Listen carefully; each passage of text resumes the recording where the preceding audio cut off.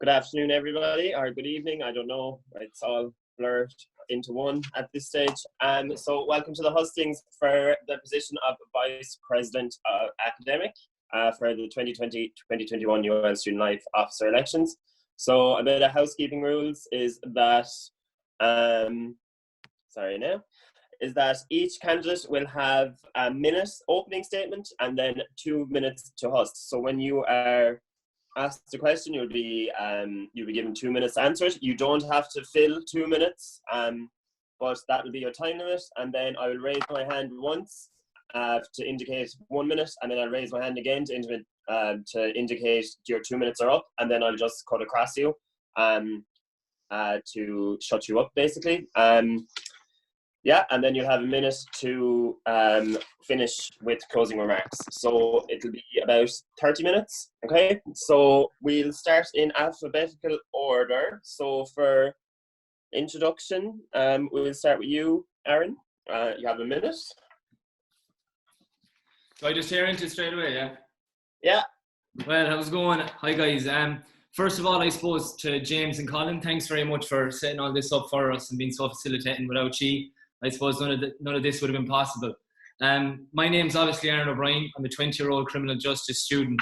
I suppose I feel like I got the skills, I suppose, to fulfill the role through my experience from work placement.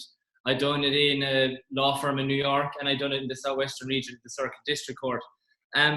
I feel like myself personally that I'm a people's person. I feel like I'm sociable, and I feel like I would be able to represent the students sufficiently as their academic officer to fulfill the role this year, 2021. The main points that I'm going to be looking at, I suppose, that I kind of pointed out, 1, 2, and 3, we're going to be placement, repeat exams, and ingenuity, and I intend to kind of get into them a little further then throughout the video. Okay, perfect. Thank you. Alison? I forgot to unmute, sorry. Hey guys, I'm Alison. I'm going to be your academic officer. I'm really driven and I'm really passionate about the role, but I'm also really approachable as well. So I really want students to be able to come talk to me if they have any problems. I think students should have a voice, and I want to find solutions for their problems.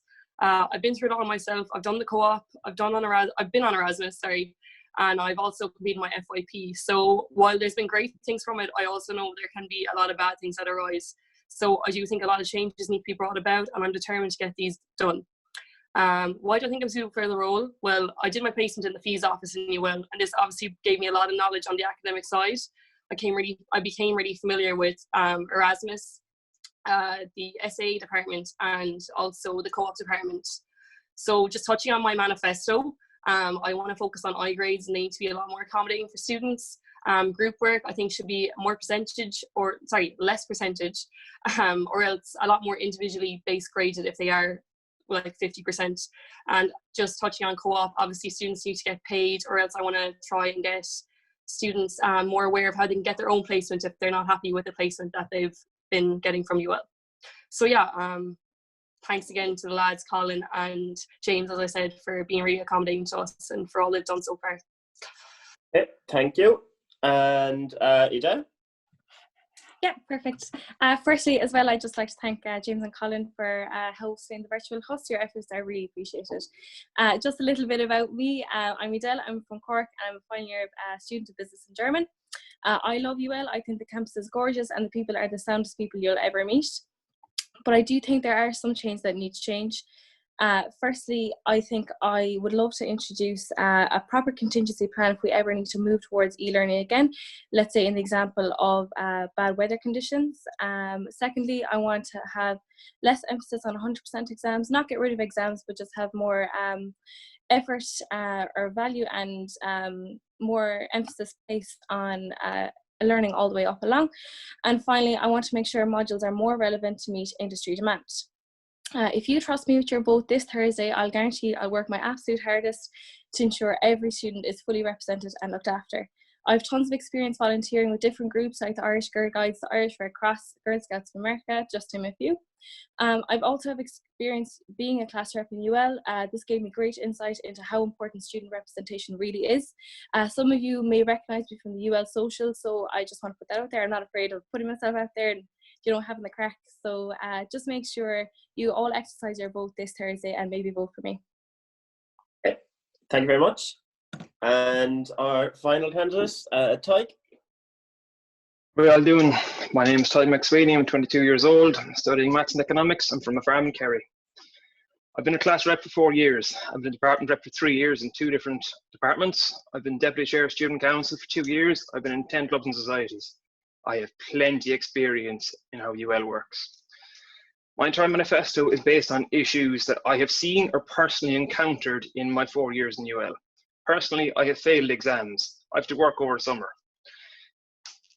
I've had issues with 100% exams. I've had issues with exams in reading week. I've had issues with the co-op system. If you do elect me, I want to end 100% exams because I don't believe you can effectively examine a full semester of work in 1 3-hour exam or less.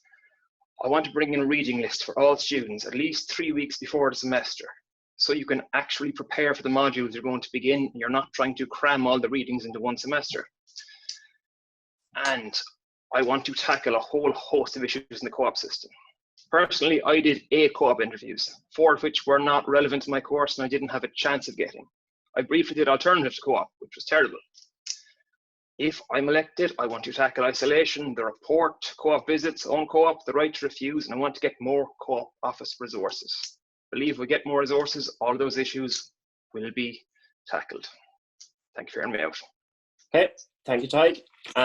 So we are going to get straight into the nick of things now with questions. So questions are submitted from the student body via our social medias and to our emails, etc., etc.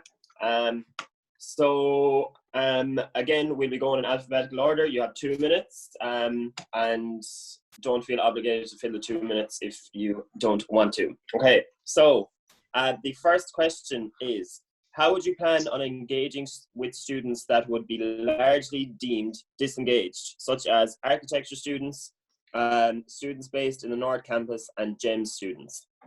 And that first question is going to Alison. Do you mean because of the COVID-19 thing or just in general? Just in general.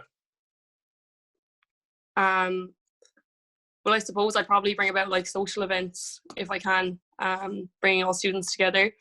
Also, I don't know, yeah, like social events or making sure like maybe a buddy system that like people in different courses can kind of come together and like get to know one another, especially in the library, like maybe not have like, maybe, I don't know, sorry, I'm flustered.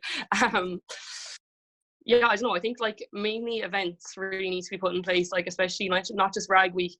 Maybe like have, and like I know International Night's a really good thing to have, but maybe have it for like different courses so they can like intermingle, especially mature students. I feel like they're a bit left out with regards to like what's going on in the stables and stuff. I think we should be like making more of a thing where like the older students should feel just as important and that they can come and have a pint if they want, or they can go chill out in the places that everyone else chills out.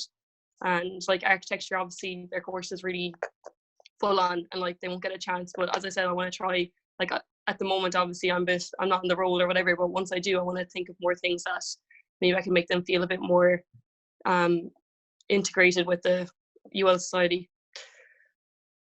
Okay, perfect, thank you. Sorry. Same question to you, Adele. Yeah, so basically one of the main points of our Team Leap's manifesto is we want to bring back ball culture to UL. I know it's huge in UCC. The biggest events of the year are the Commerce Ball and the Engineering Ball. So basically what we would do is make these events accessible to everyone, make sure everyone's getting involved in campus events. I know sometimes there can be a tendency in UL that clubs and societies aren't as popular as, let's say, other colleges. So I want to put more of an emphasis on clubs and societies, more events like balls and things like that. Also, I want to make sure the course groups themselves are integrating from early on in the course. With courses like business, where there's 400, 500, 600 students, it's actually quite hard to make friends. It's quite hard to get to know each other at the start of the year. So basically, if there was more initiatives to get everyone together and connected at the start of the year group, they would then integrate themselves better with UL as a whole then, as well as that. For people that are in the North Campus and GEMS, I know a lot of them would be, let's say the medical students often go out on placement and they... No, you have one that indicates... Oh, sorry, perfect. So speaking, basically, yeah. I know they feel very left out because they're on placement throughout the year. They're missing freshers, they're missing core events during the year. So basically rescheduling events to suit everyone's timetables as much as possible to get everyone involved, everyone out and expressing their love for UL basically. Okay, great. Thank you. Same question to you, Ty. Right, to tackle student engagement, first up, get class lists for the class reps. As an academic officer, we're looking at academic issues and trying to get academic engagement.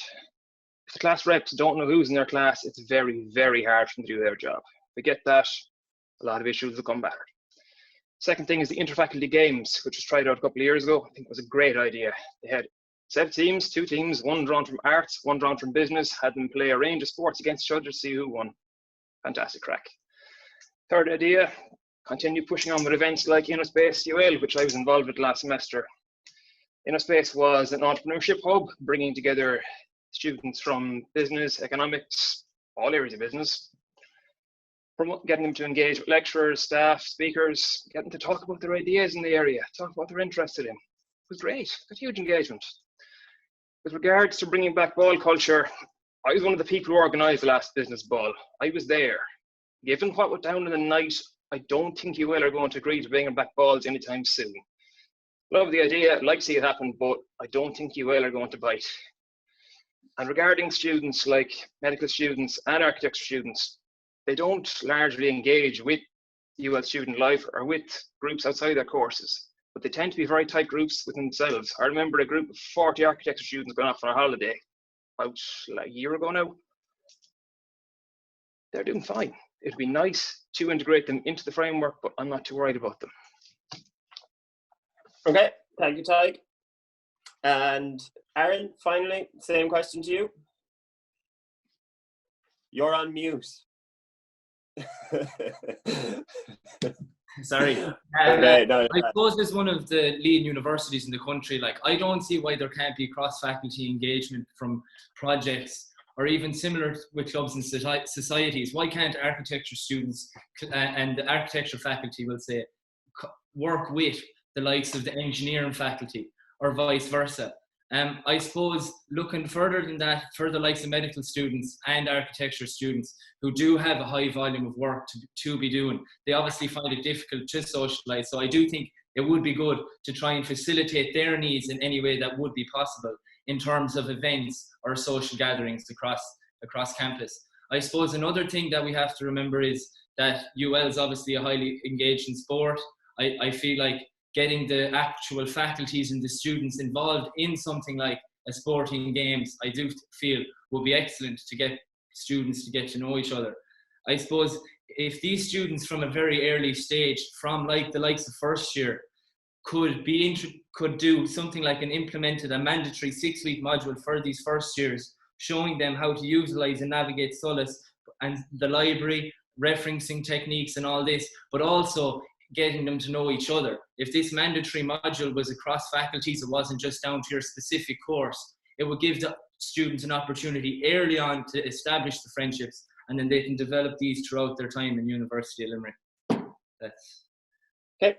Thank you. Right, so next question. So what do you believe to be the biggest issue facing students academically in UL?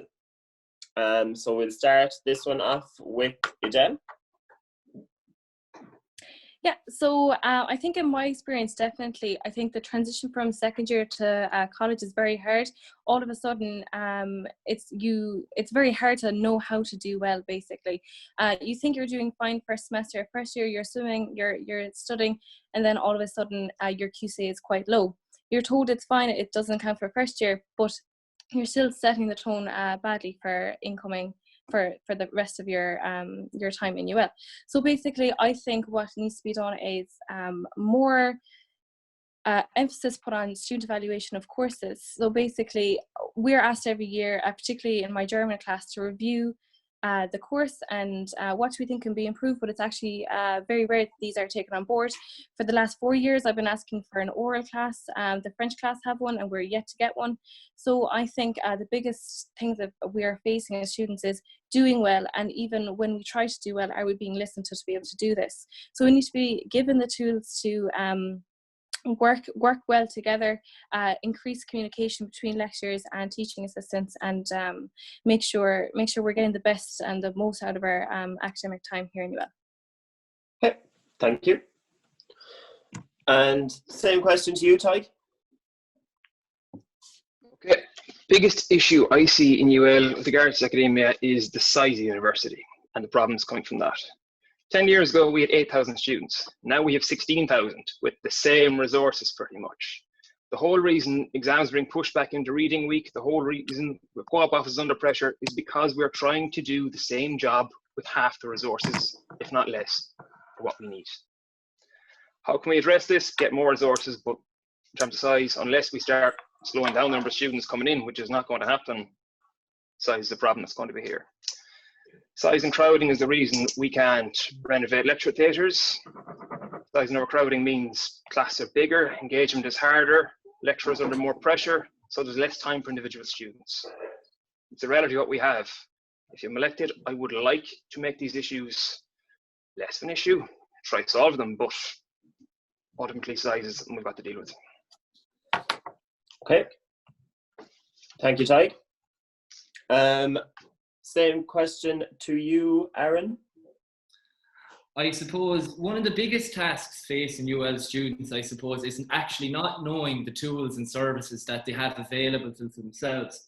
I suppose things like career and CV building workshops they're always there, but I really don't feel that students utilize them enough, or like the writing workshops they have, etc.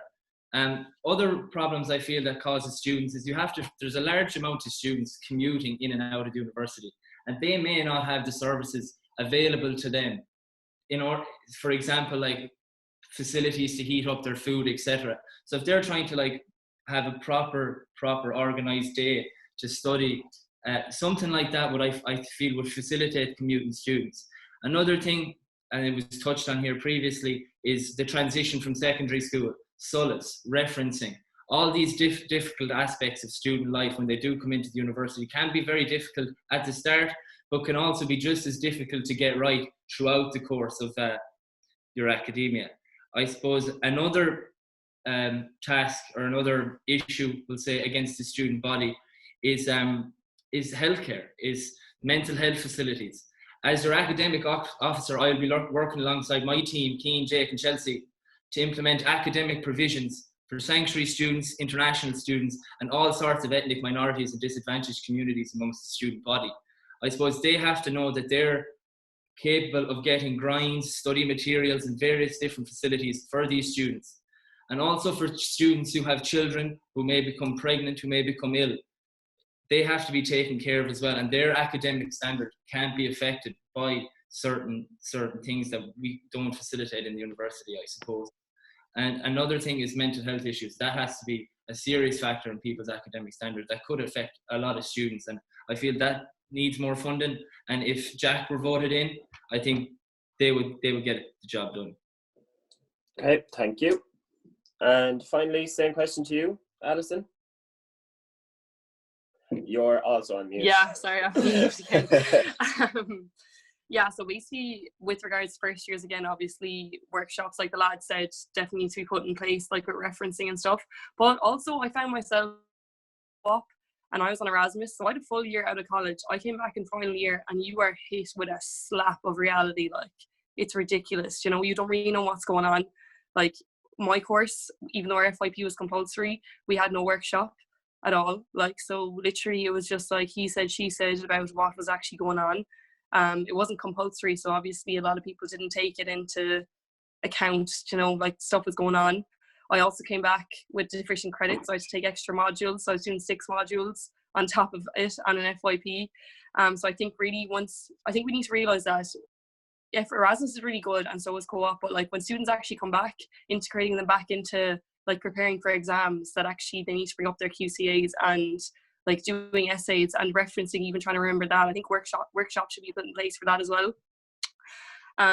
But yeah, and obviously exams like during study week are a joke. We all know IP, like international political economy with Stephen Kinsella, like that was the talk of the town for the 3 days last semester, and I just never personally myself want to go through something like that again. But I also don't think anyone else should have to go through the stress of that. And then like that week should be solely for study week and preparing yourself, not having to do another subject in the middle of it whilst also slacking off in your other exams because of it. But yeah, that's kind of just of it. Fantastic, thank you. Right, is that everybody? Yes. Yeah. Sorry, I lose track of myself now. So next question is,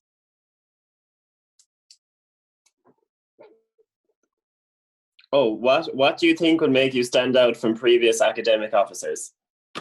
And we'll start with Ty for this one. Give me a second, I'm just writing down the question. So I'll repeat the question. Is like, what do you think will make you stand out from previous academic officers?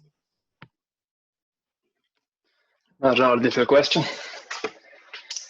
All right, I've been a class rep for 4 years. I've been department rep for 3 years.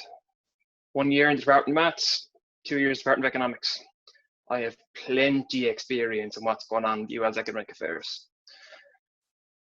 I don't believe an academic officer with that level of experience has been elected in quite a while. I've experienced clubs and societies. I've been in 10 different clubs and societies. I've been on committees of 5 or 6, I don't remember how many. I've been on committees since first year. I've seen just about everything with how student life works. I know how it works. I have the experience. That's what makes me different. Fantastic. Thank you, Ty. Same question to you, Aaron. I suppose I'm a quick learner who likes to marry theory and concept to practical application. I'm fascinated by people and how they perform. I'm seeking to make significant improvements, just like I suppose all the previous other academic officers have done. But I suppose with a new person, you bring new skills, new abilities, and new experiences. I've always had an avid interest in change. I was elected to Corlin Minogue. It's the National Council for the Young for 2 consecutive years. That's a platform for secondary school students to enable them to have a voice on services, policies, and issues that affect them both nationally and at local level. I feel if I fulfill the role as academic officer, I would be able to voice the issues and the problems that arise for the student body themselves effectively as possible on their behalf. I suppose we've spoken about what makes us a suitable candidate, what we might have done differently to other academic officers in the past. I suppose is maybe develop their own ideas. I suppose Colin was trying to achieve, we'll say, the feedback and assessment policies. There's been a big push this year for the UL Wellness Hub, to basically stop what our team Jack were trying to achieve was to stop the university utilising the current SU space as academic space and create the new UL Wellness Hub. And I think as a team, that's something that we could implement that hasn't been done before, obviously given the fact that the new student facility is only being built.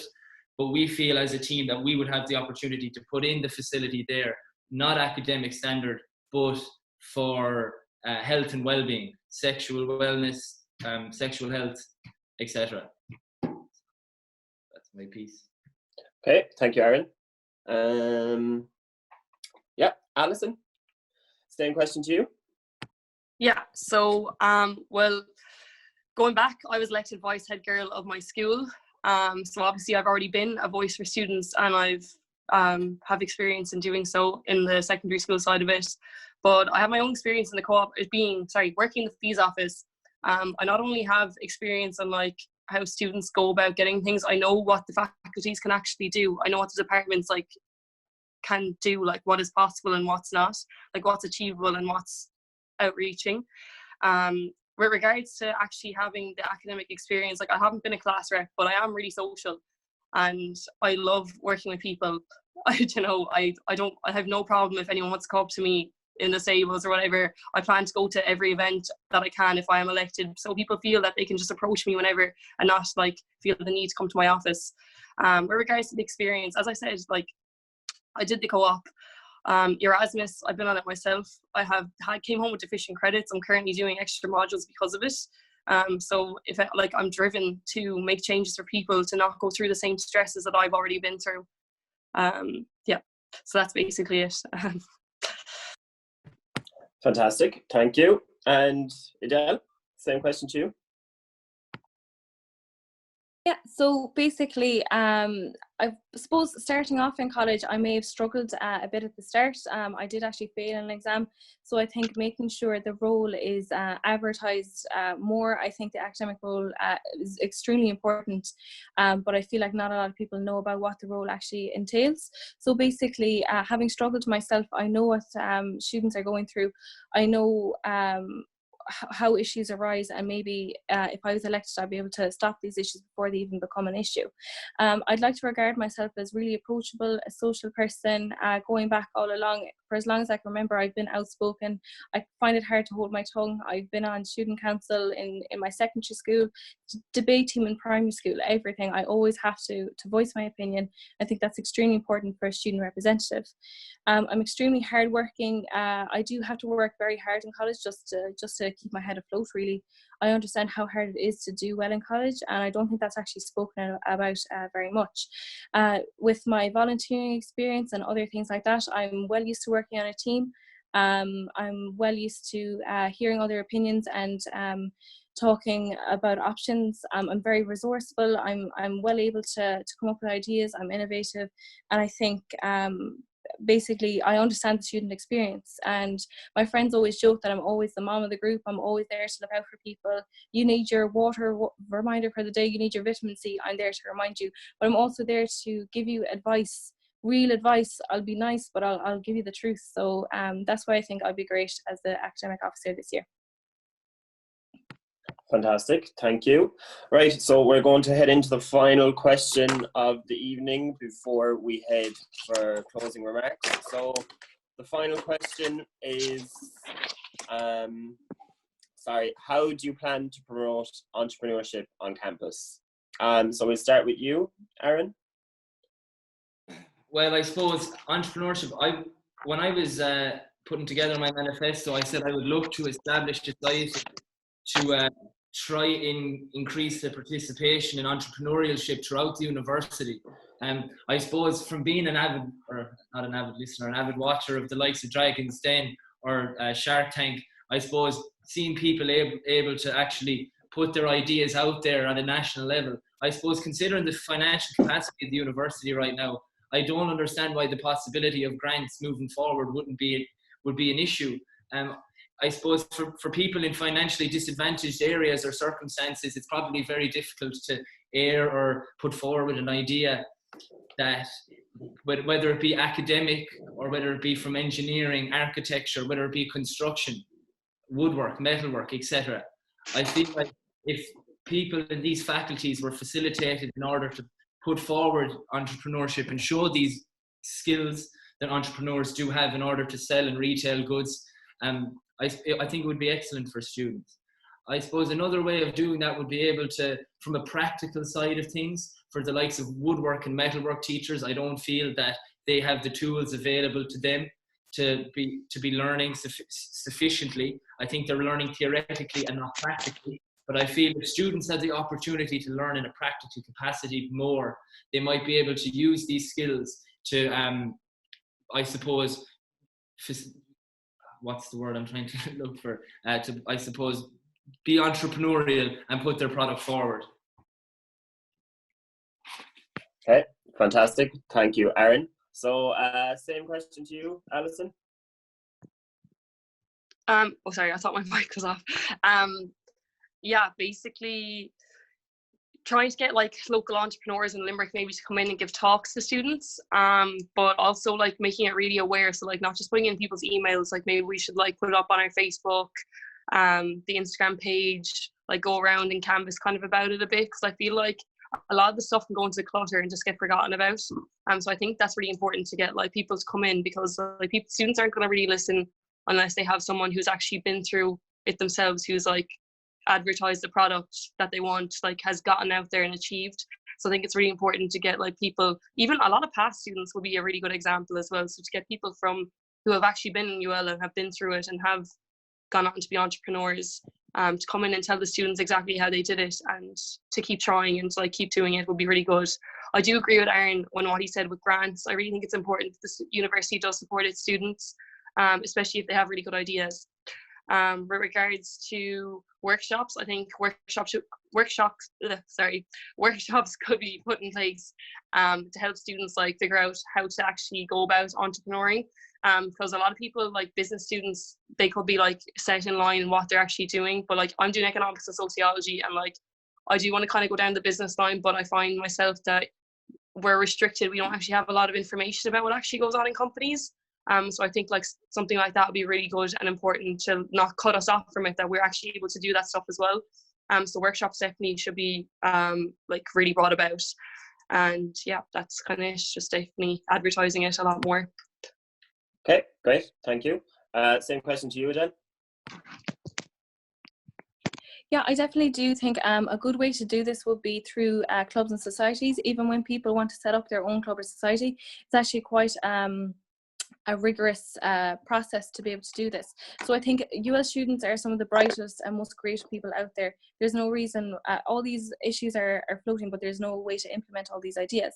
So basically furthering the Inno Hub that Ty just mentioned there, developing this even further to make it more accessible, even not just 1 week in the year, maybe an ongoing program with this, getting more speakers on more of a, let's say, on a national and international level, not just UL lectures and things like that, to encourage innovation and entrepreneurship to be able to do this.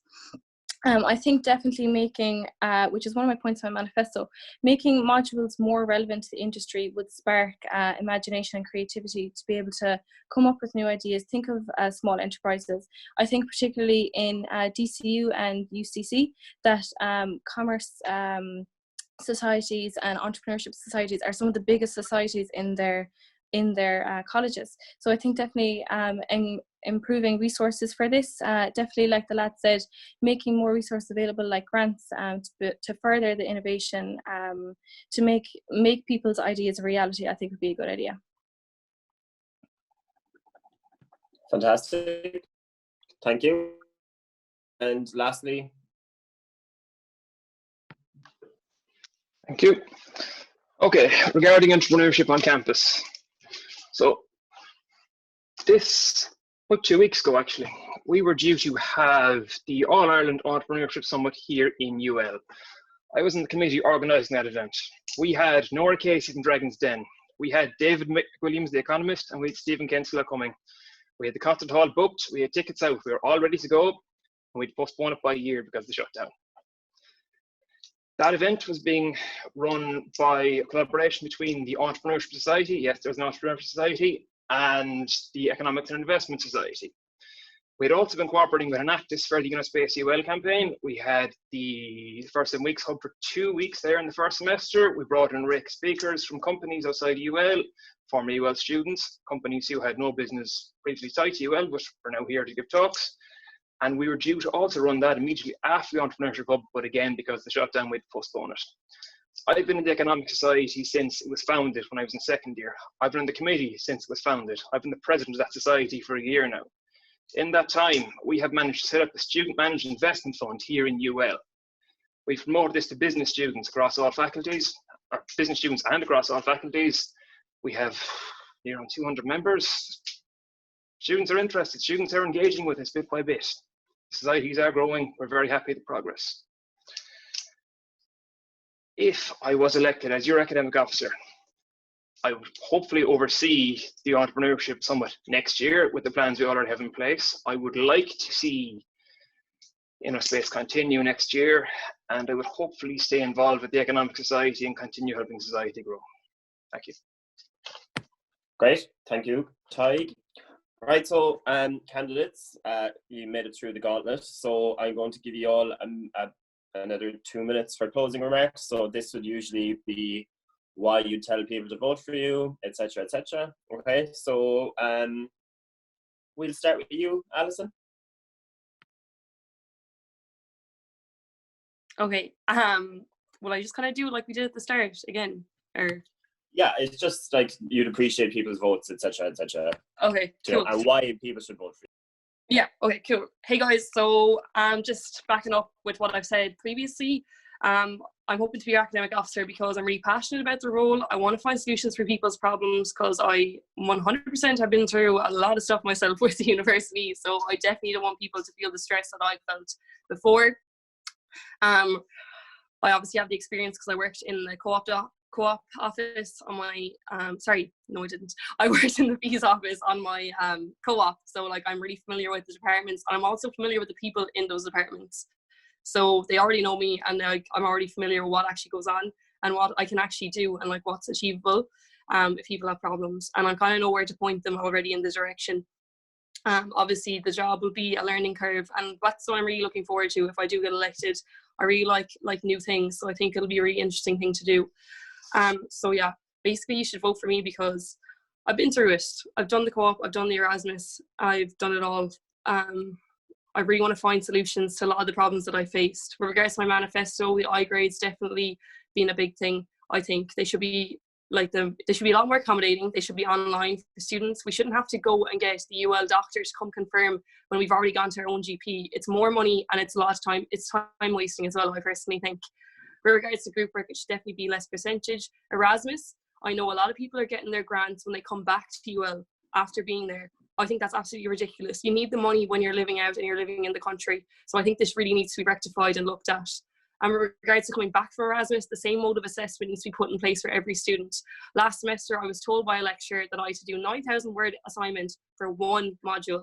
And my other guy in my course from the same person was told that he had to do 5,000 word essay. This is ridiculous and really misleading and like really stressed me out. Obviously was kind of rectified, but not really. But yeah, I'm looking to not let anyone be in the same position. So yeah, guys, come Thursday, vote for me because I've been through it. I'm real. I'm approachable. I really want to get stuff done, and I hope that you vote for Team S Squared because I'm running alongside Matthew Fahy, and we've got a really good ideas coming about. So guys, don't forget, during this pandemic, vote Alison for academic. Thank you. Right, so Adele? Yeah, so guys, just running through my manifesto, my three main points that I mentioned earlier on. I truly believe that some modules are out of date. My plan is to bring in industry experts to help audit course outlines, modules and curriculums to meet the industry demand.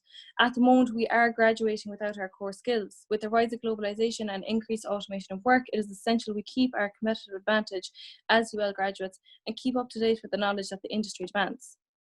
I want to introduce a contingency plan should the campus have a widespread closure like we've just experienced. I want to ensure an even smoother transition. This includes making sure lecturers have the knowledge, the skills and the e-learning software and proper equipment to be able to facilitate this. The contingency plan would also be implemented in extreme weather conditions that we've experienced recently. There's a real possibility that Solus at the moment may crash with the extra workload. I really want to look into the possibility of upgrading the system and maybe moving towards external services. It is my belief that students should be able to gain marks throughout the semester. I don't want to get rid of exams, but I don't want them to be worth the entire grade. I want more emphasis and value placed on attendance marks, participation marks, individual effort, assignments and projects throughout the semester to encourage engagement all along the semester. I think having a 100% exam at the end of the semester makes students put things off until study week, which is extremely stressful. I have other points in my manifesto, like support for sanctuary students, lowering the repeat fees, more power to be placed on student evaluation of courses. If you agree with me on even one of these issues, you should consider voting me, Adele Harty, for academic this Thursday, and make sure you vote Team Leaf for Luke, Aoife and Petter as well. We really do have a strong team. We know we can implement all of our manifesto points together, and we get on great, and we just know we'd be the best. Hey, thank you, Adele. And Tyke? All right. There is nothing in my manifesto that I cannot deliver in a year. I know that. I've been class rep since 4 years. I've been involved in just about everything to do with student engagement in the last 4 years. I know the systems, I know the people, I know the rules. I can get everything on that list done in a year, sure of it. Everything on that list is to do with making the student experience at UL better, make life easier for students, make life more straightforward for students. I've been on the wrong end of UL. I've failed exams. I've struggled at co-op. I've struggled with isolation on co-op. I've struggled with departments who don't know what engagement is. But I also know how to tackle these problems. I solved those problems. I got around them. And I know how to make that system better for all students in UL. I have worked with academic officers directly for 3 years now. I know exactly what the role involves. I know if I take on this role, I can achieve what I've listed in that manifesto. I'm running independently. I have no issue with working with anyone who's elected, but come Thursday, please vote for the Tiger. Fantastic, Tyke. And finally, Aaron? I suppose as your academic officer, not only do I look for your number one vote, but I would look for paid placement for all. I would look for additional grants for student nurses. I would look for the first offer policy implemented by the careers division to be eradicated. As your vice president academic officer, I'd want to ensure that there's enough clinical placements, Erasmus and study abroad opportunities, career and CV building workshops, and I want to know that the students know themselves that these opportunities are there. I would be looking to work with the lecturers in each department to ensure student relationships are developed and maintained. I want the implementation of a 4R policy: reduce, reuse, revise, recycle. This would see graduates or students sell or distribute college books and materials in an effort to cut down waste for better sustainability. I want teachers and lecturers to be able to be better informed and promoted to use digital education as we move forward into the future. I would look for the further progression of Collins' feedback and assessment policy for grading of exams. I would look for the eradication of group projects in 4th year. I would look for pre-repeat exam tutorials across all faculties. I would look for a study buddy program where students with higher QCAs can help students with lower QCAs. I would look to abolish cap repeats in order to promote students to finish 3rd level university. I would also be looking to reduce costs, in particular for 2nd and 3rd exams being failed on the matter. I will look to establish a pilot program which doesn't actually currently exist in the university to allow students to progress to the following academic year and take additional credits as an alternative to sitting a repeat exam, stipend on meeting specific requirements. This mechanism is not available in the university, but I feel it would help drastically, in particular with students on cooperative work placement. For healthcare, I feel like there should be provisions for sanctuary students, international students, and all disadvantaged communities. As my running mate Jake will outline to you, it is underfunded in the university for mental health issues, and even given the current status of the financial capacity of the university. I will look for the establishment of Solus as an app for both Apple and Android software. I would urge everyone out there to vote Team Jack. Jake for welfare, Aaron for academic, Keane for president, and Chelsea for communities. We'll be the ones to get the job done. Follow us on social media at Insta at Academic Aaron and Facebook. Cheers. Right. Thank you, folks.